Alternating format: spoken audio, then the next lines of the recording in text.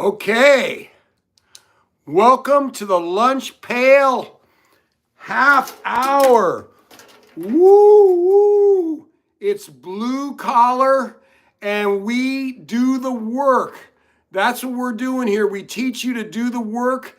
We get down, we talk about doing the work, we talk about being in the dirt, digging the ditches, doing the dirty work. We don't complain and we don't look for shortcuts. We just do the work and we have giant freaking goals. Woo woo! Yes, that's how we do it. Lunch pail, half hour power. Woo woo! So today we're going to talk about building self-confidence and how to build self-confidence. Jesse says, hi, EBB. Woo woo, hi, Jesse. What's one daily action that builds confidence no matter what you are or what you're starting from? So for me, I consider, like, I try to brainwash myself. That's how I build self-confidence. One of the ways I build self-confidence is by brainwashing myself that I'm freaking great at stuff. You know, it's not that I'm not actually great at something, but I keep telling myself I'm great, just like Muhammad Ali. And by the way, he's on my wall. He's up, I can point a little bit. He's up in that corner up there. He's up there because he's the greatest fighter. And you know, Ali kept telling himself he was the greatest. He said it over and over and over again. And I remember when he fought Sonny Liston, he kept telling Sonny Liston that I'm the greatest, I'm the greatest. And he said later that he was just so nervous. That was all he could keep saying, was that he was the nervous. Because Sonny Liston was a brute, man. He was afraid of him, you know, at least that's what he said.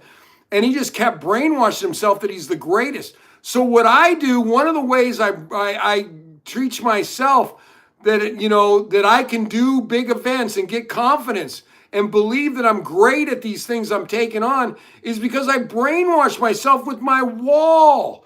So my wall is like the size of it probably is the size of a billboard. I don't know how long billboards are, but I'll bet you my wall's about the size of a billboard on the side of the freeway. And so the reason billboards sell, and they sell for like thousands of dollars a month, and you only drive by a billboard for about, 5 seconds, 8 seconds, you can see it if you're going 60 miles an hour down the freeway. But when you go by that billboard, that's brainwashing your head to buy their product. And they know that works, or they wouldn't keep doing it. They wouldn't spend thousands and thousands of dollars to brainwash you. And that's what they do. So rather than have them brainwash me, I brainwash myself with my own wall, and that builds my confidence because I'm constantly, everything on this wall is positive. It's affirmations. It's people who inspire me, people who have a lot of confidence. Here's a picture of Alex Honnold climbing. Here's another one of him climbing. He's the free solo king. He climbed up in El Cap with no ropes in the movie Free Solo, or the documentary Free Solo. That's courage, that's confidence. And that's what so by constantly looking at these people, studying their stories, building up my own confidence, and that's what this wall does. The other way I build my confidence is that I wrote out all my fears. I wrote out, like, this was a long time ago, from Tony Robbins telling you to write out your fears and go. So it was like a binder page full of fears. And then I went after all those fears, and one by one, I just kept going after them, So yeah, the one action I do is definitely looking at my wall, and I'll study that wall for like 2 hours 1 hour in the morning, at least 1 to 2 hours, and then an hour at night. And look at the wall and build my, to build my confidence up, and then,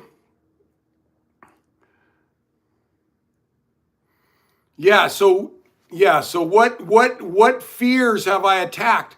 I was just talking about the English Channel. the first time I swam the English Channel, I went over there, I'd really only swam in lakes. I went over to Hawaii. I did the Ultraman, which was a 10K swim in a bay, which was a very calm bay and, in warm water. And then I trained in San Francisco, in Aquatic Park in San Francisco. That's where I got my 6-hour qualifying swim. So everything like the bay in general is a lot calmer than the ocean. And then Aquatic Park is calmer than the rest of the bay normally because it's protected over there with piers and stuff. I mean, it can still get pretty rough, and then when I go over to England, it's freaking like super rough. I was over there and to this day, I think it was the roughest water I've ever swam in.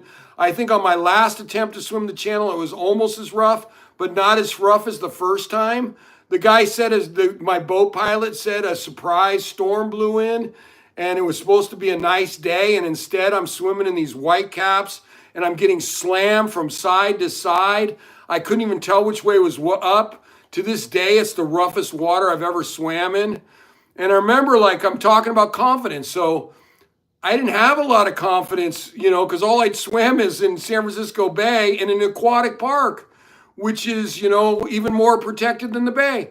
And then I go into the English Channel. I'm getting hammered by this storm where I'm hit by white caps. I can't even tell which way is up. I start throwing up after like an hour and a half. I make it 4 hours, and then I'm almost ready to drown because I puke so much. And I remember I had a girl who was helping me, and she was from England, right? So she had, I forgot how I got a hold of her, but she volunteered to help me on the boat and did the feeds with me. So she would throw, my food, which is like liquid, like mashed potatoes or something, or goo or something that you're putting in your mouth, and then water. But so every half hour I would swim to the boat and she would feed me and look at me, obviously she could see me. And she told me afterwards, she said, Bill, every time I saw you, you had fear in your eyes. You had fear in your eyes the whole time. She said, most people, when they swim the English Channel, don't have fear in their eyes. And I was like, okay, there's a note to know. So it was interesting and that really freaked me out, swimming in that rough of conditions. I mean, it really freaked me out, man, especially because I threw up and I got so sick and I lasted like 4 hours, it was disappointing too. Anyway, what I started doing was I would drive, I was going down the peninsula for a client back then. And I would drive right up the 101 and up the coast, by Ocean Beach. I'd stop and look at the waves. They would freak me out because I still had trauma from that English Channel attempt. And I go like, oh my God, how am I ever going to swim this thing? I got no confidence. This is like scaring the crap out of me. But what I did was I kept driving up the coast and looking at that water every day. And then I'm swimming in the bay. And I'm not only swimming in the bay, but when it's windy, I'm going to the bay and going into that water because I know it's going to be rough. And so anytime it was real windy, I'm heading for the bay to grab a swim after work, just like 30 minutes or so, but just getting in that rough water, over and over and over again. I remember the highlight was there was one day, it was so rough that the water was broken over the piers in Aquatic Park. And now I'm also swimming outside of the park, outside of the coves, up and down in front of the cove. And I followed two guys out there, two, really veteran swimmers. And like it was us three were the only guys who went out in that storm that day. And I'm like, they're ahead of me. And I'm looking at them like, okay, don't drown, Bradley. You could do it. Stay with those guys. Keep them in sight. And I remember, after I made it in, and it was such a rough day, that was a huge, if you live through those rough days, big confidence builder. So that was a huge confidence builder for me, was going through that rough day. So anyway, if you fast forward out like another 4 years of me making attempts at the English Channel, and I'm swimming nonstop now. And my last time I went over there and got to swim, I swam for 11 hours and 45 minutes. I made it like 20 miles. It's 21 to France. You know, you do got a bit of, you got some, you know, some tide going each way, you know. And so I was like, I was 2 or 3 miles off of France when another storm blew in and separated me from the boat. I mean, it was white caps, you know, maybe not quite as crazy as that very first storm, but very close. White caps all over the place. And I lost the boat, you know, for I don't know, probably not that long, 5 minutes or so. Lost the boat, and anyway, because the storm was so crazy, maybe not even 5 minutes, less than that probably. But and then the girl on the boat, I asked her, my crew chief, different crew chief than the first time, because this is like 5 years later. I said, hey, did I have fear in my eyes? She said, nope, Bill. Your eyes were calm the whole time. So that's what I'm telling you. Confidence is a muscle. You can build that confidence up if you keep jumping into your fear. Keep going after that fear. Keep going after that fear. Keep going after that fear. I know Alex Honnold, you know, here he is right here. And they talked about him. He talked about his fear about, you know, free soloing. And that he really didn't have fear because he had done things so many times. It was like second nature for him. So that's what you got to do. If you got a big fear and you want to turn that fear into confidence, you keep going after that fear over and over and over again. And you know, so that's how I do it. As soon as I see that I have a fear, I immediately know I'm putting that on a list that I'm going to attack that fear. And that's how you build confidence, is by attacking those fears. So got another question here. Do you think confidence can be a decision, or is it something that you have to earn? You have to earn it, man. There's no ands, ifs, or buts about it, man. You could, I guess try and say, I don't know. You have to earn it, man. In my opinion, you for sure have to earn it. You got to get out there and do the work to build the confidence. I think you can somewhat brainwash yourself by, looking at the wall, doing this stuff, and I'm brainwashing myself, which I think definitely helps with confidence. But real solid confidence is by getting in there and attacking your fears and going after those, which builds really solid confidence, because you're like, hey, nothing stops me from taking on these events. I'm going to go right after my fears. And that's a powerful mindset. Powerful when you're going to go after your fears to accomplish your big giant goals. So yeah, and that's all confidence. It's all wrapped in confidence, man. That's wrapped in confidence. And so what I'm recommending is that does anybody else have a question on confidence?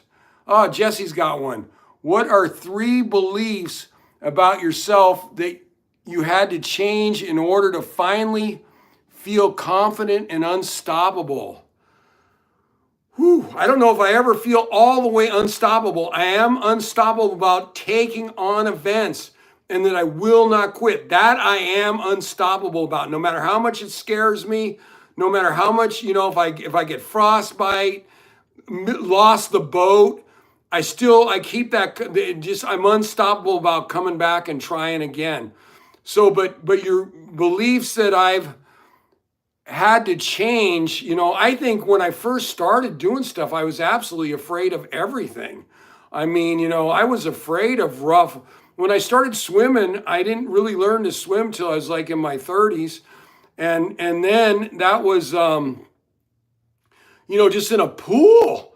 And then when I took up triathlons, I had to learn how to swim without a lane line and, in the open water. And I remember I came in the first time and, I was like fifth to last. There's like 50 people. I'm fifth to last coming out of the water.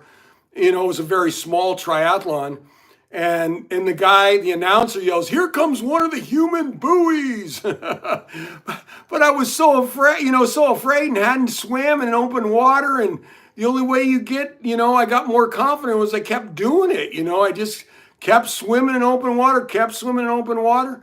And then eventually you start getting more and more confident, and then you actually get a little faster where you're not called the human buoy anymore.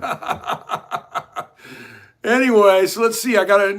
So my 3 beliefs about yourself that you had to change in order. So I would say one belief was that I believe I can do anything, period. I sure can attempt it, and I can take a really good shot at anything if I have enough time to train. Anything endurance wise. If I have enough time to train, I can make a good run at it. That's a belief that I have. And that the other belief I have, it's really hard to kill me. I used to always worry that I was going to die all the time. And it's not as easy to die as what your brain would make you think. Most of these events have a lot of safety things. Even rock climbing, you have a rope. You know what I mean? Unless you're Alex Honnold and you're doing it without a rope. But you know what I mean? There's safety precautions all over the place. So for me, even though I thought that you could die, it's not that easy to die. Even on Denali, where I was up there one year and I'm on the mountain, and I think 2 people died when I was on the mountain. But, if you investigate the fear, in order to keep my confidence high, was that the people who had died were soloing. So they didn't have anybody they were roped to. And if you fall in a crevasse or something without a rope tied to you, that's pretty much death. And so, yeah, you know what I mean? So that belief was that I just had to keep, that that things are safer than what your mind makes them out to be. Once you get into it and you start doing it, you go, okay, yeah, this is definitely safer. I got to do something wrong or stupid in order to kill myself. Okay, let's see. So a third belief would have been probably that people care about what you're doing. Most people do not care about what you're doing. They're too busy living their own life and dealing with their own fears, and they don't really care about what your fear is, and that if you failed at something, because they're busy dealing with their own stuff in life. So that was a big thing I had to learn, was that, most people don't care when you fail. They just don't, Okay, and let's see. Here's another question. What's one thing you wish someone had told you when you were at your lowest point in life, doubting your worth and your path? Wow, that's deep. That's deep. When I was in my lowest point, I think, I went through a bankruptcy and a divorce simultaneously. I was super low, like super low. And I think what I learned from that, and maybe I wish somebody had told me at the time, but I wouldn't have listened anyway, is that the lower you go and the lower life beats you up, and if you can survive and rise back up, the stronger you will be as a person. Your confidence, when you can survive life beating you up, and we all get beat up by life. Nobody's an exception to that rule. Nobody doesn't get beat up. Nobody gets beat up more than somebody else. Or I think my feeling is it eventually averages out. If you're taking a lot of blows by life, down the road, you're going to get a little smoother, and somebody else is going to get beat up more. But I think it eventually averages out how much we all get beat up. It's just the way life's set up. But if you can survive life's blows, it makes you tougher. What doesn't kill you makes you stronger. And I really, really believe that. So keep fighting for those goals, even if you're getting the crap beat out of you, because you need to know that it's making you stronger. It's making you stronger, and that's building your confidence. Let's see what other question I got here.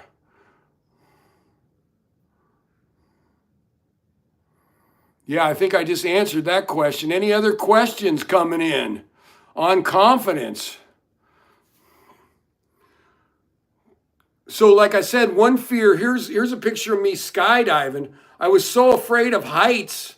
I was so afraid of heights and falling that I was having a lot of trouble on Denali. You know, when I get to steep parts where it's really icy and steep, I would grip. I'd go, ah! And so what I did was I go, man, I have a big fear of heights and falling. I go, I got to attack that. How can I attack that? How do you attack it? You jump out of a damn plane. I did a tandem skydive, and I remember the guy was attached to me, and we jumped out of the plane. I couldn't even believe we were jumping out of the plane. It seems surreal when you do it because I was just on a jet, a commercial jet, and it was like, oh, we got some turbulence. Buckle up your seatbelt. And then like just a few days later, I'm on this little dinky plane. It's rough as hell. We're bouncing all over the place. And then he's like, okay. Then he opens the door. All this crazy wind blows in. I'm thinking this is like something out of a nightmare. And then it's like, okay, walk towards the door, Bill. So the two of us walked towards the door. And then it was surreal when we jumped out of that plane. It was like my worst freaking nightmare, like jumping out of this plane. He told me later that I was the stiffest person he's ever jumped with, and he had 7,000 jumps. Do you know why I was so stiff? Because I thought I was going to die the whole way down. People say, oh, you'll feel like you're floating when you jump out of the plane. That is BS. I felt like I was going like a bowling ball straight down and that I was going to hit the ground and blow myself up. So anyway, yeah, so I attack that fear.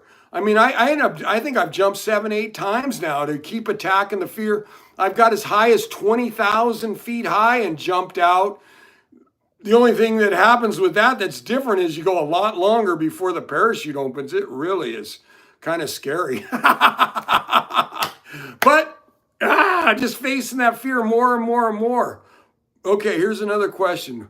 What's the connection between keeping small promises to yourself and becoming the kind of person who trusts themselves? Ooh, that's a good question. Okay, so if you got to start out keeping the promises to yourself, even if they're small, because that builds trust in yourself. You trust yourself that you're a follow through kind of person. So what I'm recommending is, when you tell people or you make a declaration, even to yourself, that you're going to do something, you freaking follow through and you do it, because that's how you build trust in yourself, and that's how other people trust you. You know what I mean? Some people put out big claims that they're going to do things way in the future, and then you go way in the future. Hey man, did you ever do that? Nope. And everybody forgets, except me, of course. Because I go, God, I don't know, man. Is that guy really going to do that? And then she goes 2 or 3 years go by and nope, he never did it. But you know what? For me, you check on me, I will have done it, or at least tried to do it, because I totally have trust in myself. When I say I'm going to do something, I'm going to do it, even if it scares the crap out of me. I'm still going to do it because I've kept the promises to myself that I'm going to do it, and that's important. You got to, if you don't keep promises to yourself, you can't have confidence. How can you have confidence if you keep saying you're going to do things and don't do them? Then you're not going to have confidence, and then you're going to live a very boring, predictable life. With whatever you can do that doesn't involve any courage, because you haven't built any courage by going after your fears, or these things that you say you're going to do and then not following through. So, okay, I got another question here. Let's see. What advice do you have for someone who's tired of taking it and wants to feel solid on the inside? Oh, kind of what I'm saying. If you're tired of being afraid, which I was tired of being afraid, I mean, I drank for a decade because I was always afraid. You know, I was just afraid the booze was numb me and made me feel courageous, you know, and that's like fake courage anyway, you know, liquid courage, that's all just crap. I used to think it was a big deal back in the day, but now it's like I don't even have respect for liquid courage. It's like, get real courage. Go do something real that doesn't involve, you know, drinking right before you do it. And that's real courage. And that's what I really respect. So yeah, so if you're tired of being afraid and you want to do something big in this life, I recommend writing down your fears about, if you can't, if you gotta, if you, I had a binder page full of fears, what like, one of those pages that you had in school, notebook page. And so I had like 30 fears. I started out with the easiest ones, took those on. I can't even remember what they were because I did this like a long time ago because of reading Tony Robbins' book, or also I went to a seminar a long time ago. And one of his things was going after your fears, But I will say that I went after those fears and, and I just kept getting more and more confidence. And literally, I mean, I went to that Tony Robbins seminar, and within about 6 months, I quit drinking, and I haven't drank since, so because I have legit courage, not liquid courage. And that's from facing those fears. You just face those fears. They're not as big as you make them in your mind. I heard something the other day, like fear is like a 6-inch deep lake or something that, once you step into it, you realize it's not as deep as what it looks. It's not as scary as what it looks. So if you're looking at a big lake and you think you got to get across it, and then you find out it's only 6 inches deep, now you know you can walk across it. But really, every time I've gone after something super scary in my mind, it's not as scary as you think. You know what I mean? Even the skydiving, where I literally thought I was gonna die, once the chute came open, man, I was like, woo, woo. There was nothing more ecstatic than that feeling, knowing that I'm gonna live, So, but yeah, that's legit confidence, is when you write out those fears. If you're sick of being afraid of everything, you write, and you're sick of numbing yourself, you write out your fears and you start attacking those damn fears, The other thing is you quit numbing yourself, and that's, what I mean, whatever your numbing choice is. For a while, I used to watch a lot of TV to numb myself, and I quit doing that, So I stopped watching TV because you could go brain numb. I don't even own a TV now, So all I try and do is watch some positive YouTube videos, So anyway, yeah. What are some habits or behaviors that destroy confidence over time? Oh, yeah. I think that one that you brought up, where you're not following through, you don't trust yourself. So if you say, oh, I'm going to go do this, I'm going to do this workout tomorrow, or I'm going to take this race on, and then you don't do it, oh my God, that's like the worst thing. Then you're like doing the opposite of building confidence. You're telling yourself by not doing it, basically, when I don't do something that I say I'm going to do, I feel like a loser. I don't think that's positive brainwashing. I don't think that's going to help you big things in life, by like not following through on your promises that you've made, or to yourself, just to yourself, to nobody else. A lot of times, like I've done things, I took 8 years off from swimming the English Channel. I don't even know if anybody remembered that I swam by the time I went out there this year. And nobody would care that I hadn't made it in 5 tries. But you know what? I knew I hadn't made it in 5 tries. And I told myself that someday I am going to swim that English Channel. So I went out there this year and started training. I didn't make it. I didn't even make the 6-hour qualifying. So I only made it 4 hours.